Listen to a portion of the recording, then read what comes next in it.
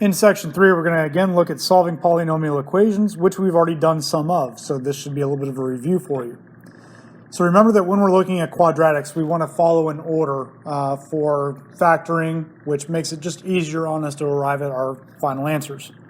So when finding solutions to quadratic expression or equation, check for solutions in the order of the GCF, then a perfect square trinomial, difference of squares, solving using square roots, and then normal factoring of a quadratic trinomial if possible. And if none of that is possible, then you go to either completing the square or using the quadratic formula. So with this in mind, we're going to move on to problems number 1a and 1b. We're asked, what are the real or imaginary solutions of each polynomial equation? And we're given 2x cubed minus 5x squared equals 3x. So the first thing that you want to do is you want to move that 3x over to the left side to get 2x cubed minus 5x squared minus 3x equals 0. Then we're going to look for any GCF that we've got. Now with 2, negative 5, and negative 3, there's nothing we can do with those, but we do have 3x's followed by 2x's followed by 1x. So that means we can take out a single x out of each term. When we do that, we're left with x times 2x squared minus 5x minus 3. We would then look to see if we can do any sort of factoring, and we actually can with this. What we'll end up getting is x times 2x minus 1 times x minus 3 equals 0. Then set each of those factors equal to 0, so you're going to get x equals 0, 2x minus 1 equals 0, and x minus 3 equals 0. So the x equals 0 just stays x equals 0. That's one of our solutions. 2x minus 1 becomes 2x equals 1, and then that becomes x equals 1/2. With x minus 3, you're just going to add 3 to both sides, and you're going to get x equals 3. So your solutions are 0, 1/2, and 3.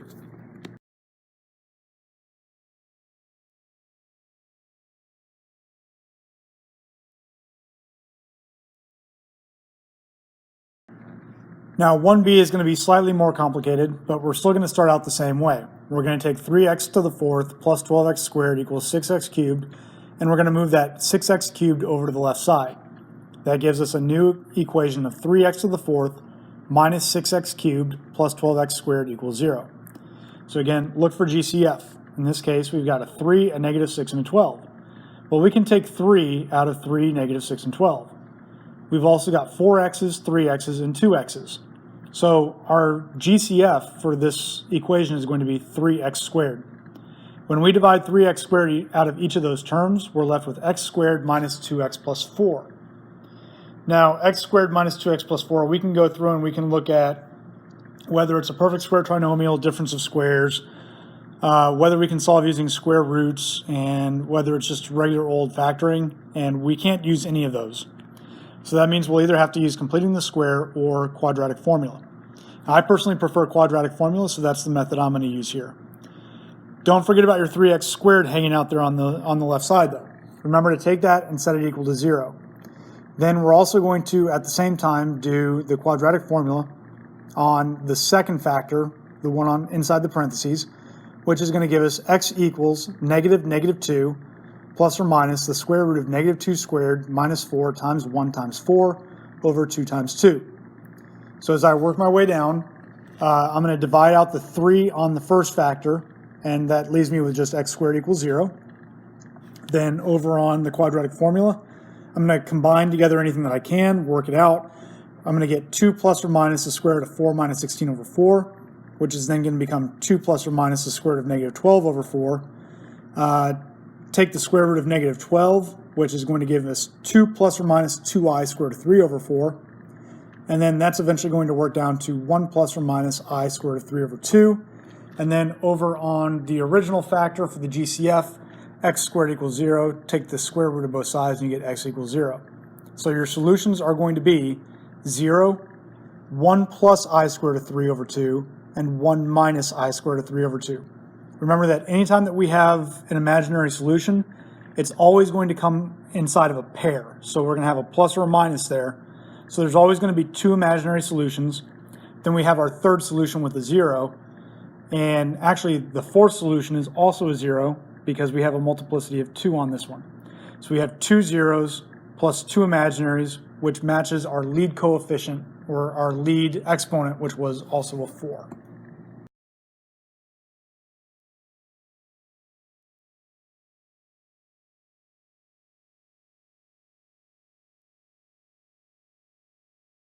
In this next problem, we're going to take a look at factoring by grouping.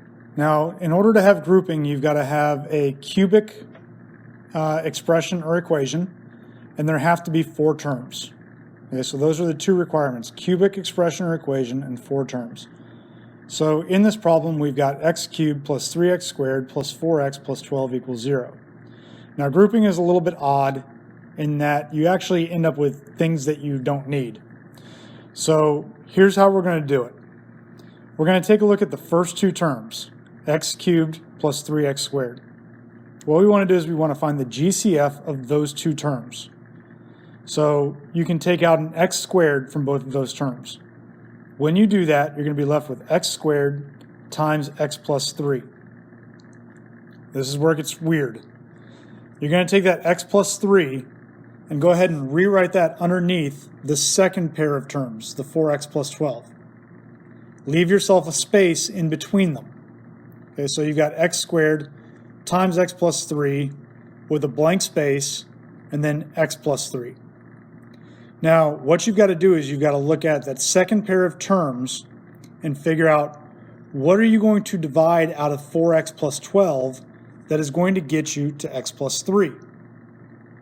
So what do you divide from 4x to get to x? You divide 4.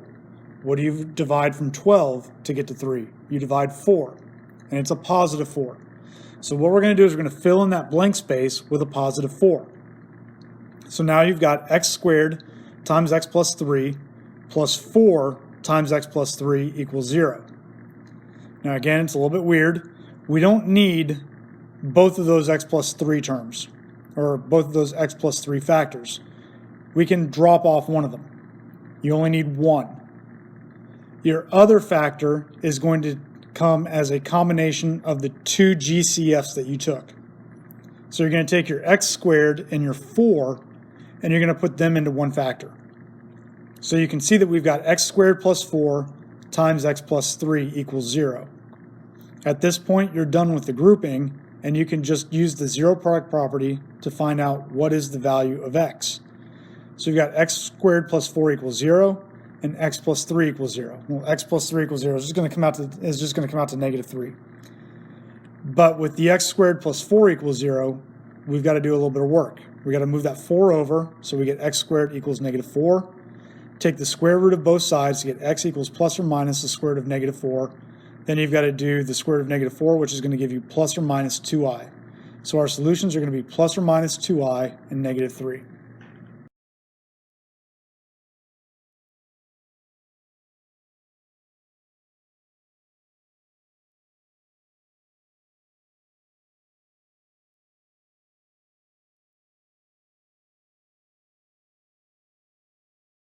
Okay, a little bit more information you're going to need to move on to the next thing is sum or difference of cubes. So a cubed plus b cubed and a cubed minus b cubed. You can't just take the cubed root of both sides, or you can't just take the cubed root. There's actually a formula that you have to use. So for a cubed plus b cubed, it becomes the quantity a plus b times the quantity a squared minus ab plus b squared.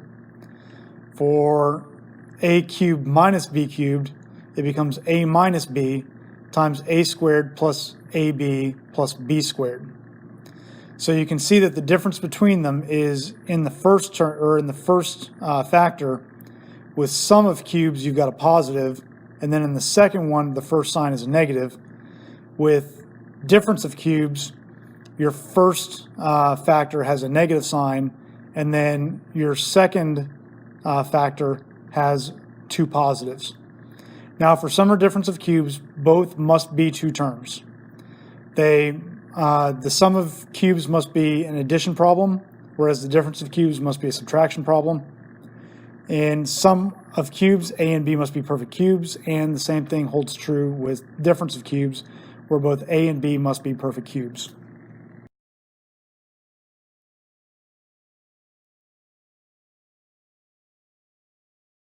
All right, so in this last question, we're going to look at what are the real or imaginary solutions of each polynomial equation. And the equation that we're given is x cubed equals 1. Now your first inclination, your first instinct might be to just take the cubed root of both sides and call it a day. But you can't do that. What we have to do is we have to move that 1 to the left side to make it into x cubed minus 1 equals 0. Once we've done this, we'll see that it's a difference of cubes. And once you see that it's either a sum or difference of cubes, you've got to use your factorizations for sum or difference of cubes. So that means that we're going to go x minus 1 times x squared plus x plus 1.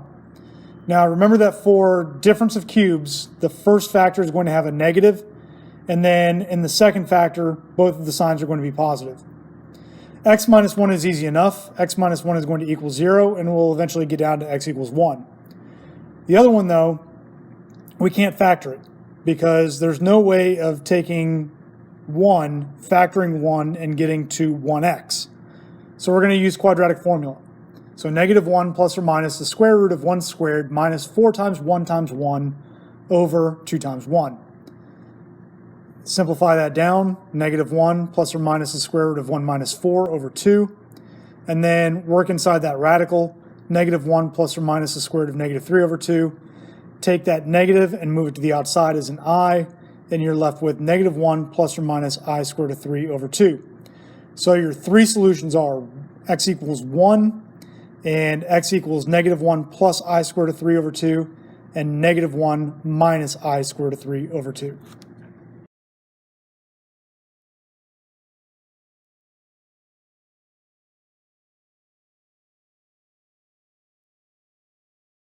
So just a little quick review here of what you want to do whenever you're looking for quadratic solutions. Again, start with looking for a GCF and factor anything out that you have there. Then check to see if you've got a perfect square trinomial.